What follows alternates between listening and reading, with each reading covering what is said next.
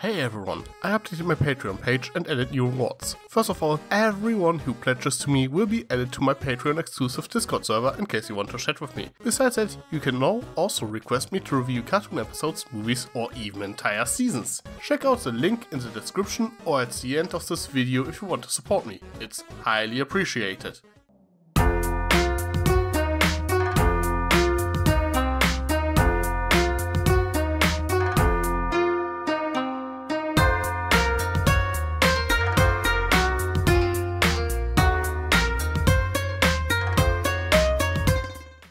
Well then, last Christmas. Did you really have to name this episode after that stupid Wham song? In any case, Scrooge McDuck and Christmas have a weird relationship. I mean, you are probably aware that Scrooge is named after Ebenezer Scrooge, the protagonist of Charles Dickens' classic A Christmas Carol. A lot of his mannerisms are directly inspired by his namesake. He was created to play the antagonist in a Christmas-themed Donald comic, and the final chapter of Don Rosa's masterpiece, The Life and Times of Scrooge McDuck, takes place on Christmas as well. It's the very same Christmas for the matter. It is what Don Rosa did at the time, taking a bunch of stuff written by Karl Barks and connecting them to a sensible timeline. So yeah, Scrooge McDuck has always been associated with Christmas. And that's not even mentioning the time he played the part of Ebenezer in Mickey's Christmas Carol. Well, and this episode shows again how the rebooted version of Scrooge differs from his classical depiction, where the establishing character moment for the original Scrooge was that he doesn't like Christmas. The one we see in DuckTales actually loves Christmas, but pretends not to have some alone time with the ghost of Christmas past, present and future. The explanation that they hang out and party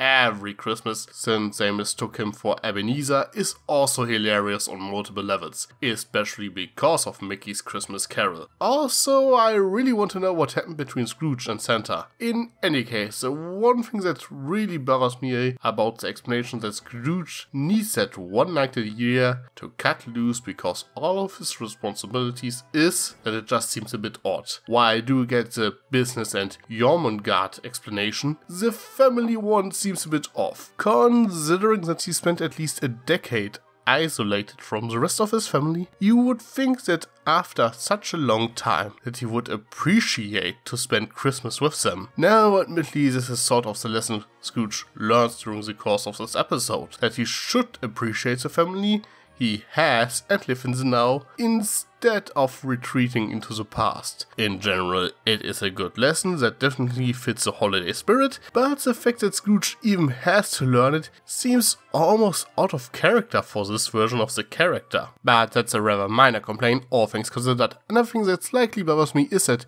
Goldie didn't get any lines in the past. Goldie is easily one of the most intriguing characters the show has introduced so far, and I loved her in her first appearance. So I was rather disappointed that this episode teased us with her, but didn't do anything with her in the end. On the flip side, I love how past and present Scrooge casually greet each other like it was no big deal, even if past Scrooge is likely surprised at first. Besides that, I really enjoyed the free Christmas spirits. I like how the Ghost of Christmas Present just goes with the flow no matter what happens, and the Ghost of Christmas Future is already hilarious by the virtue of being the Grim Reaper who just tags along. The fact that there's some ship tease between him and Beakley is just the icing on the cake. Strangely enough, this is far from the weirdest ship I have ever seen.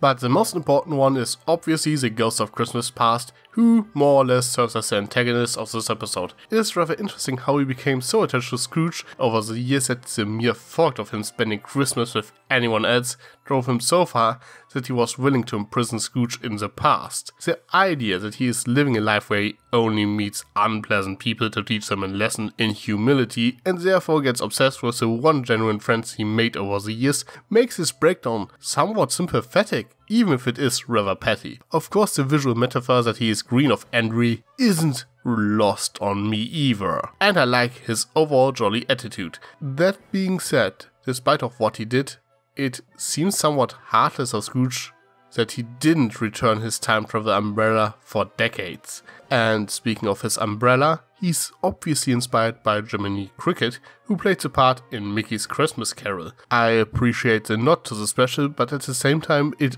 almost disappoints me that they turned him into a separate character instead of just turning him into Jiminy again. Though admittedly, that jealousy plotline wouldn't have worked with Jiminy, I guess, so fair enough. Now, chances are that you're not really interested in this storyline, but rather the other one. Yeah, this episode manages to balance two storylines pretty well. Besides Scrooge's adventure with the free ghost, we also have Dewey, who is not feeling like celebrating as he is sad because Stella is still missing, and secretly takes along when Scrooge goes back in time, alongside the spirits, but they accidentally drop him off at a different point in time. In this time frame, he gets to meet his Uncle Donald when he was about his age, and oh my god, I never knew that I wanted to see emo teen Donald, but I love him. His signature quacking that is mostly a funny quirk for Donald is actually damn adorable when coming out of this precious boy. One thing I think is rather noteworthy is that this teen version of Donald is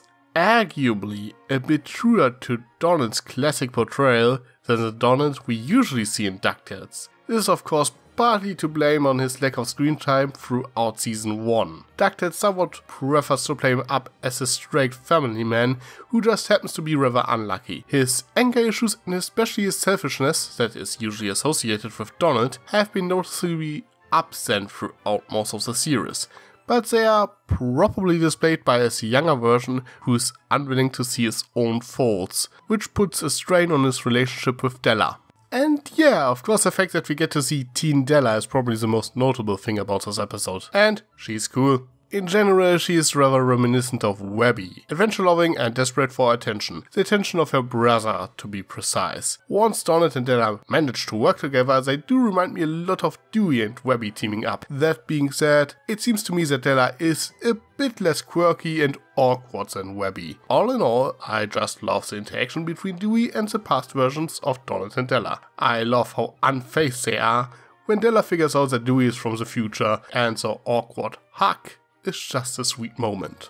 And well, again, the thing that bothers me about this is not really the fault of this episode, but rather an overall problem with the show. The entire Della Duck storyline so far centered way too much around Dewey to the point that he seems like the sole protagonist of the series. It just kinda bothers me that he's the only one moping around that they celebrate another Christmas without their mom, and that he is the one who gets to meet her in the past without his brothers. I just don't like that Huey and Louie are left out the entire time and didn't get the chance. However, it makes sense in the context of this episode. Having all three of them traveling into the past would probably have been too much and the story wouldn't really work like that, especially since the lesson of this part of the story is the same as the one Scrooge learned, that Dewey should try to look forward and not ignoring everyone. So having Huey and Louie there would undermine that lesson, and it wouldn't work if it was about one of them either. So yeah, making Dewey the protagonist of this episode was the way to go. And it's not like I dislike him, he's a fun character. I'm mostly frustrated that the show tends to exclude Huey and Louie from the important stuff. Now I suppose you could make it work if you were to rewrite the episode, but you can say that about pretty much everything, and I don't really want to see this episode rewritten. That being said, while both Scrooge and Dewey's stories are fine as they are and nicely complement each other, I also think that both could have worked well on their own and could be split into two episodes that take place at the same time. Probably the reason why they didn't do that is because producing two Christmas episodes for one season is a rather uncommon thing to do, but I sort of wish they did. This way they could have included a bit more meaningful stuff in the past, like giving Scrooge the chance to interact with Goldie or handle the Beagle Boy situation instead of just leaving. And I think Donald should have opened up to Dewey a bit and have a talk with him, either in the beginning or at the end of the episode. Also, in case you didn't know, Jormungand, also known as the Midgard Serpent, is a child of Loki in Norse mythology that takes the form of a giant sea serpent that is so long that it surrounds the entire world and grasps its own tail. According to legend, it will be killed by Thor during Ragnarok, while he will die due to the serpent's venom shortly afterwards. So I suppose the implication is that the only thing standing between the world and the Twilight of the Gods is Scrooge McDuck taking care of that serpent. And with that being said, let's wrap things up. Last Christmas' greatest flaw is that I wish that it was longer. I want to see more of young Donald and Della. I want to see more of Scrooge traveling through past Christmas parties and so on. There's so much untouched potential that it starts to bother me. I love the comedy, I love the heart. It's easily one of my favorite Christmas episodes ever. So yeah, good job. But what about you? Did you like this episode? Anything that bothered you? Do you also have that strange feeling that someone somewhere is shipping Emo Teen Donut with Lena? Let me know in the comments below. I am Tricky Fox. Stay foxy. Sly as a fox, you got me under your spell. But you know I'll never tell that I know you know so well.